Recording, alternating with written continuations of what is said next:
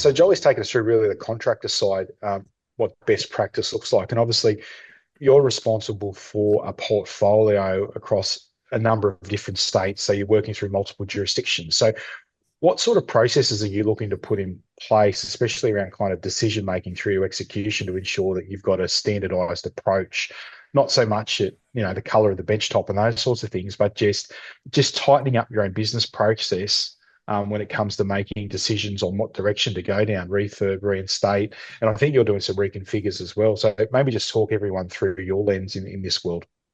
Yeah, I mean, we've gone through a bit of a transformational journey, James, in the sense that if I go back 18 months ago, we were at 18, 19 weeks for a refurb. And we would have an asset team patting themselves on the back because they saved us $2,000 on a refurb, but it was going to take 10 weeks longer than somebody who could do it in 8 or 9 weeks. And, so we've gone through a process of educating as many of our stakeholders in the business around, how this model works, because, we've also got 58 aged care facilities across the country. So helping them understand that, getting the product back to market is really important. Holding costs, lack of DMF accrual and so forth. So that's probably been the first part for them to understand why there is such a quick need to get it back on the market. Second thing is actually working with builders that you can form a relationship with. So, builders that want to, are happy to come and meet with you every week, give you a progress report, talk through any challenges. Not wait until the end of the project to say, hey, this has been an issue or that's been an issue. We can actually deal with them as we go.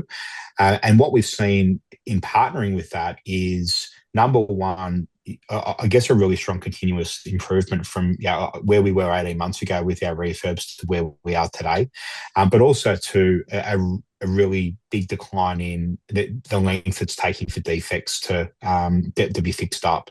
So if I go back again 18 months ago, we're probably at 1 to 2 weeks to get defects fixed up. I think 95% of our defects now are getting dealt with inside 24 hours. And and a lot of that is coming back to the fact that we have built relationships with builders who want to partner with us.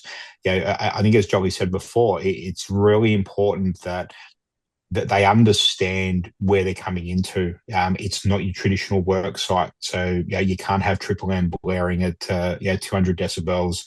You've got to be a lot more respectful. You're coming and working in residents' homes. It's not your typical work site. And now to the stage where if there is jackhammering going on and a resident decides to stay home, that we've partnered with builders who are knocking on the door and giving earmuffs for residents because so the noise isn't so loud. Or if a resident's complained because they've had to look at a skip bin for 3 weeks, so they're turning up with a box of chocolates and a bunch of flowers. So